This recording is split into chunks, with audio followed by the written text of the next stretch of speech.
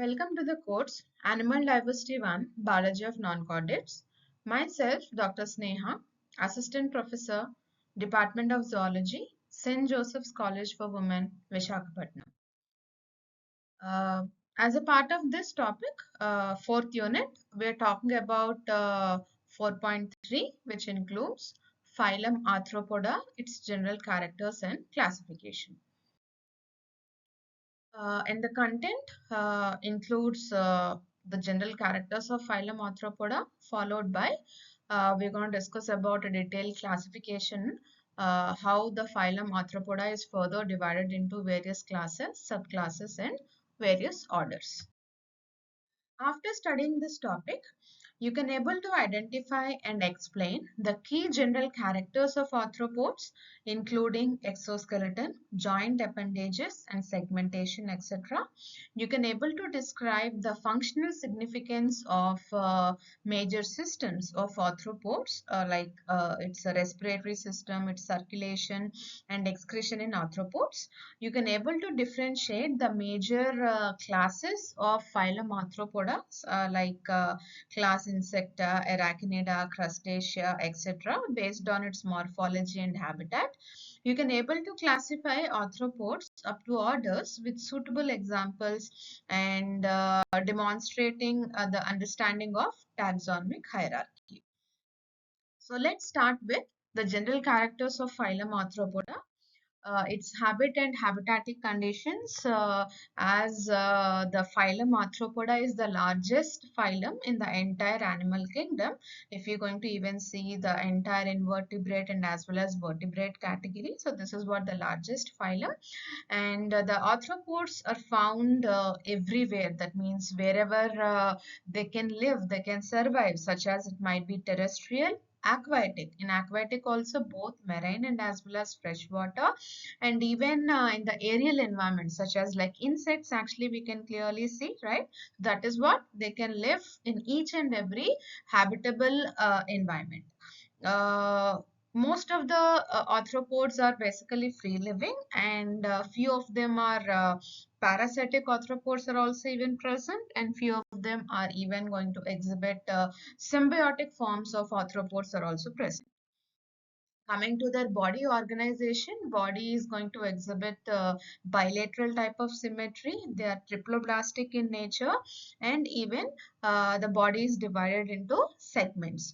So the body is further divided into mainly three main regions. That is what a clear-cut formation of the head we can clearly see, followed by the next, that is what thorax, and next one is abdomen. And the body is going to show a very highly developed level of organization. That is what organ system level of organization. Coming to exoskeleton, as arthropods are going to have a very well developed and very hard exoskeleton, which is made by chitin. That is what present as a form of its external covering, which actually provides protection and support. And whenever the arthropod is going to growing, it is going to shed off its exoskeleton. It is going to develop the new one. So this is what actually known as molting process or ecdysis, which is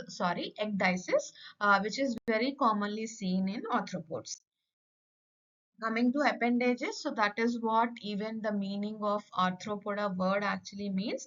That means they are having the jointed appendages, which is one of the key, very important character of arthropoda, like where they're going to have a series of appendages which are actually jointed appendages, which actually help. They're even modified for performing locomotion, feeding, that is what holding the prey, like even for biting also they're going to help, and even they're going to perform various types of sensory functions also, for an example like antenna, and even they're going to help or assist in the reproduction process also. Coming to body cavity, arthropods are going to have a true coelom, which is actually reduced, and the main body cavity is actually known as hemocoel, because in arthropods they're going to have open type of circulatory system, so the body cavity is actually filled with blood, so that is what actually known as hemocoel. Coming to systems, so starting with digestive system, arthropods are going to have complete type of digestive tract where it starts with the mouth and ends with anus. And even arthropods, most of the arthropods, they're going to have a highly specialized mouth parts actually. Various types of mouth parts we can able to see in diverse arthropod category, which are adapted for various types of feeding habits, something like biting, chewing, sucking, etc. Coming to circulatory systems, that's what as just now we have discussed. Arthropods are going to have open type of circulatory system where the blood actually flows outside. They doesn't have any capillaries or vessels, so that's why the blood actually freely flows inside the body cavity itself. So that is why the body cavity is actually known as hemocoel. And heart is present, and heart is actually dorsal and little bit tubular in structure. Coming to respiration, there are different type or diverse type of respiratory organs are actually present in phylum Arthropoda because of their habitat where they are living actually. Like as arthropods are going to live in the aquatic, like aquatic arthropods are also present, terrestrial arthropods are also present, aerial arthropods are also present. So that is why they're going to exhibit different types of or diverse type of respiratory organs such as gills. So the gills are very commonly seen in aquatic forms. For an example, crustaceans. On the other hand, trachea. So it is actually a tracheal system which is most commonly seen in insects actually. On the other hand, arachnids, that is what like spiders, they're going to have one more highly specialized respiratory organs which are actually known as book lungs. Coming to excretory system, so the excretory system, even the excretory organs also a little bit diverse depending upon the type of arthropod. For an example, in insects, they have malpighian tubules, which actually excretes the waste. On the other hand, most of the crustaceans and arachnids, they're going to have either green glands or coxal glands. Okay, so these are very commonly seen excretory organs in phylum Arthropoda. And coming to nervous system, so nervous system is very, very well developed, which actually consists of a brain, that is what also known as cerebral ganglion, which is followed by having a double ventral nerve cord from head to till the abdomen, ending of the abdomen. And because of this well developed nervous system, arthropods are also going to have one of the advanced category of sense organs, which actually includes eyes, antenna, statocyst, etc. And in the eyes category also, they're going to have very well developed eyes. That is what sense organs, I'm talking about, which are highly developed. In the eyes category, they have compound eyes are also present, simple eyes are also present, antenna. So all these are very, very high developed, very high level of sense organs are actually seen in phylum Arthropoda. Coming to reproduction, so mostly they are dioecious, that means clear-cut sexual dimorphism can be seen in that male and female, okay? And fertilization usually is internal, and development may be direct or indirect because few arthropods actually having the larval stages, and even they're going to exhibit the metamorphosis where we can clearly see in the insects actually life cycle, especially where they're going to have egg stage, which is followed by formation of larva. From larva, they're going to, that means pupa are going to come out. From pupa, ultimately the adults are going to be come out. So this is what the type of one more very important character, key character, that is what metamorphosis, which is present in the life cycle of different arthropods, especially in insects.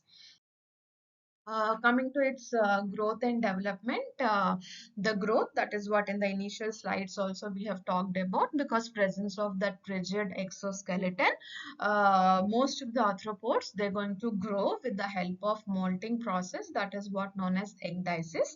And metamorphosis is actually two different types. So that is what a complete type of metamorphosis, if it includes all the stages, like I said, presence of egg followed by larva, pupa, and then adult. Okay, so this type of metamorphosis is actually known as holometabolous or complete type of metamorphosis. If any stage is actually missing in this process, then it becomes actually incomplete type of metamorphosis or hemimetabolous type of metamorphosis.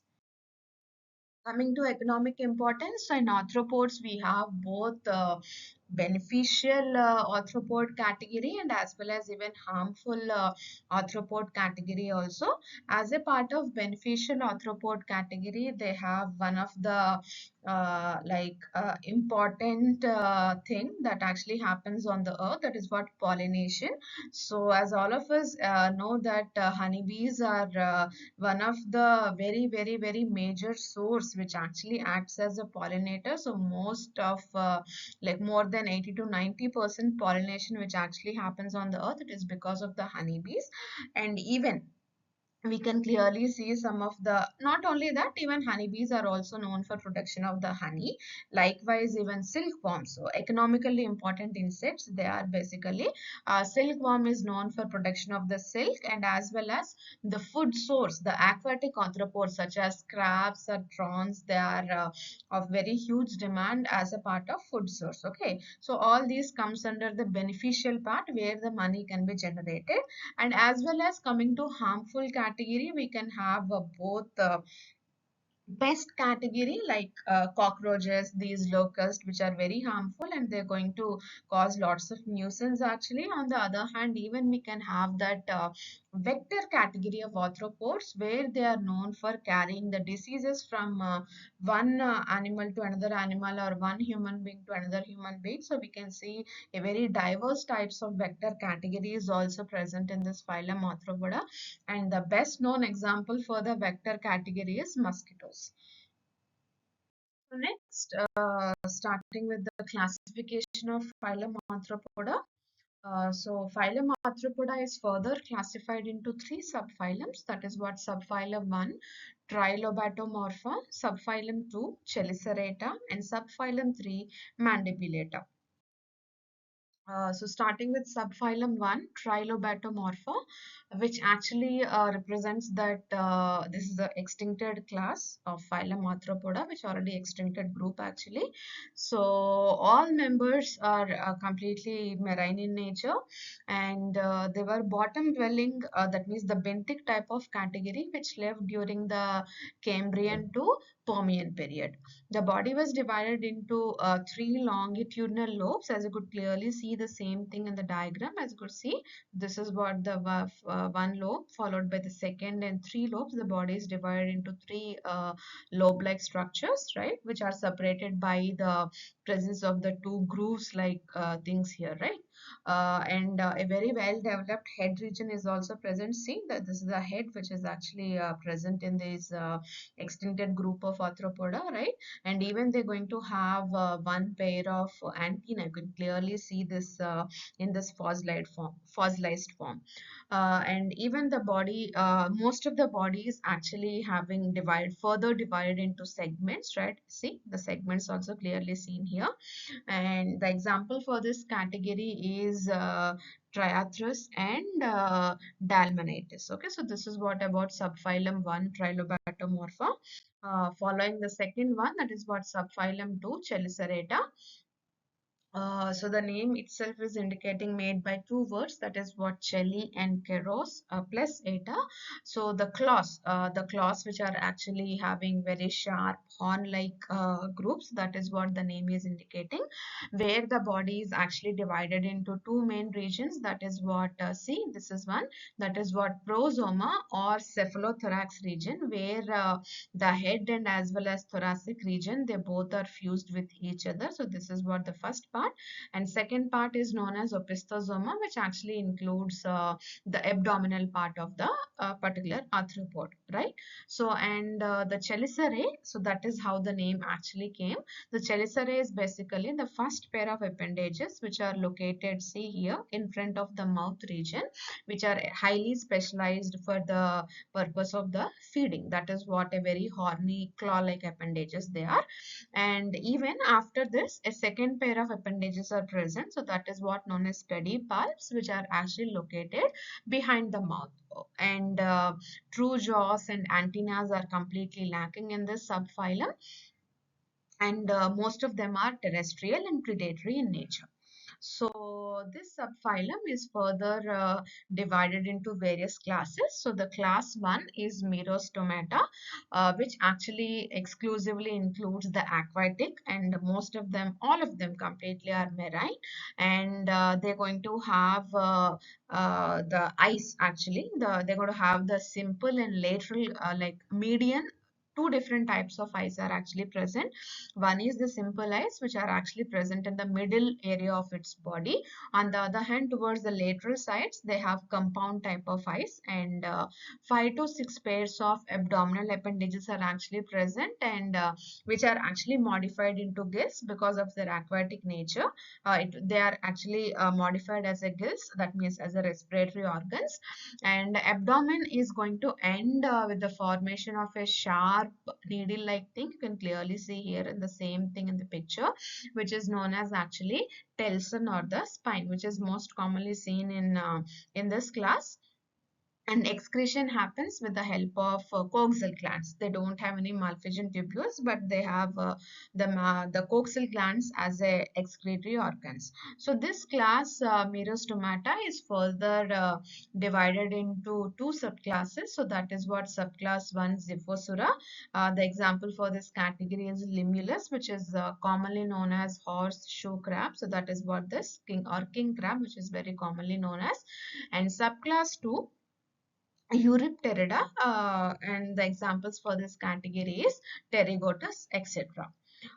So moving to next class, that is what class 2, Arachnida, which includes the terrestrial and as well as aquatic forms. So coming to what type of eyes they have only simple type of eyes. You can clearly see here, right? So the two black color spots, what you can able to observe in this diagram where I'm pointing out, those are actually the simple eyes what they have, and they don't have any compound eyes. And prosoma, as like so this is what prosoma, where the head and cephalothorax is fused, and this is what opistosoma, which actually the abdominal part. So this prosoma actually have the 6 pairs of appendages. On the other hand, abdomen. So this area doesn't have any abdomen. Sorry, doesn't have any appendages, and they're going to have book gills as their respiratory organs, and excretion is going to happen with the help of the coxal glands and as well as Malpighian tubules. And this class Arachnida is further divided into various orders. You can clearly see that is what the entire list of orders I have given here with the help of the various examples. Moving to the next class, that is Pycnogonidia, which actually includes the sea spiders. All of them are, as the name indicating, sea spiders. So all of them are completely belongs to marine category. They are very small in size. You can clearly see in this picture also, right? So all of them are very small in size, and body mainly consists of the cephalothorax region only, and see, like abdomen is completely reduced in all the category of this class, and usually they have 8 pairs of very long walking legs. Mouth is placed on the long proboscis, and they're going to have simple eyes which are 4 in number, and they don't have any respiratory system or excretory organs. And the examples for this category is Pycnogonium and Nymphon. Moving to the next class, subphylum 3, that is Mandibulata, where we can able to observe both terrestrial and as well as aquatic forms. That is what both freshwater and as well as marine. And body is divisible into clearly either cephalothorax, where the head and thoracic region is fused, and as well as abdomen, or even we can have second category where we can clearly see a separate head, thorax, and abdomen. Um, and appendages, actually they are present on the head region also. Like on the head, they're going to have one or two pairs of antenna, one pair of mandibles, and one or two pairs of maxilla.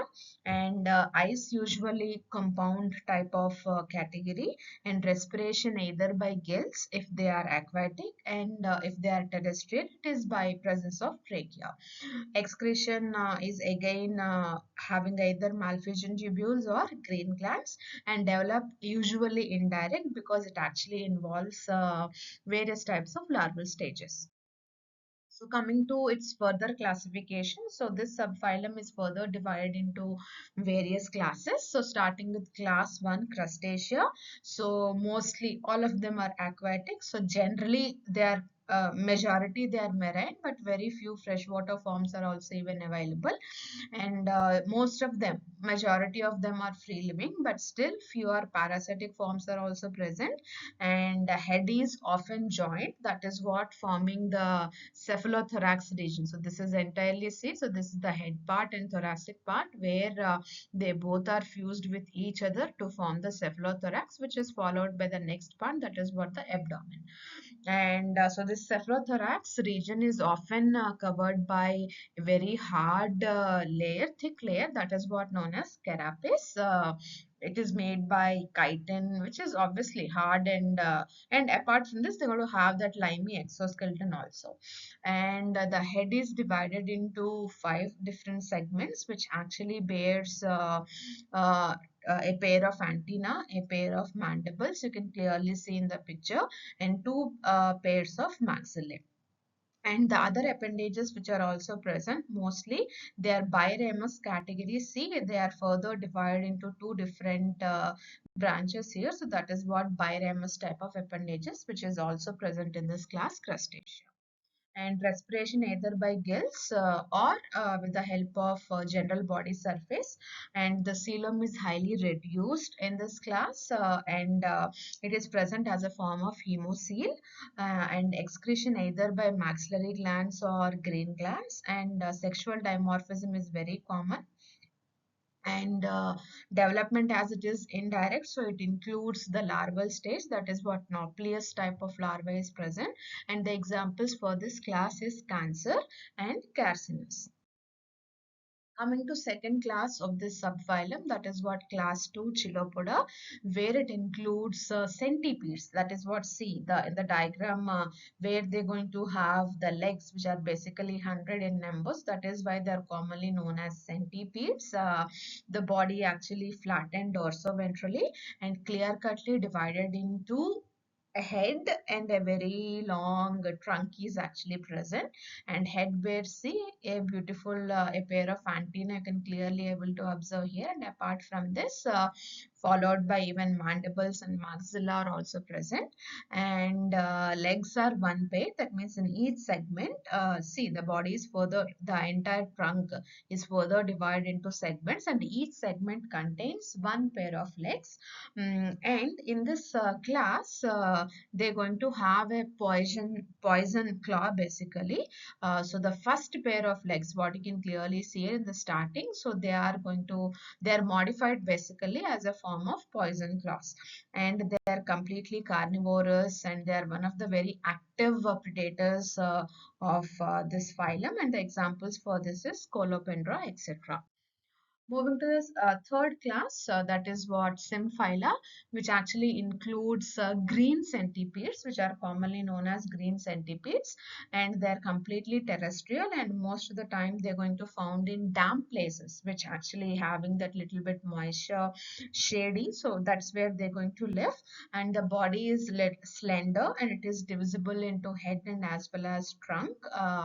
The trunk is going to have 15 to 22 segments, that is what the range, and with the presence of 10 to 12 pairs of legs. And they don't have any eyes, either compound eyes or simple eyes, and the head bears the appendages like a pair of antenna, a pair of mandibles, and two pairs of maxilla. And spiracles are present in the head only. Spiracles are basically part of the tracheal system, which is the respiration, which is part of respiration. And genital apertures are situated mid-ventrally between fourth pair of legs. In the examples of this class, symphylis, Cuticella, and Scolopendrella. Coming to next class, that is what class Pauropoda, where they're going to include minute grub-like the arthropods, where the body is divided into head and trunk, and the trunk is going to have 9 to 10 pairs of leaves. Sorry. 9 to 10 pairs of legs, and the this class, arthropods, are soft-bodied and found in dark and damp places such as under the stones, under the barks, logs, and fallen leaves, where it is cool, dark, and shady and moist, that type of places. And head bears again a pair of antenna, a pair of mandibles, and two pairs of maxilla. No eyes are present, and the gonopores, that is what uh, the reproductive openings, they lie mid-ventrally on the third segment.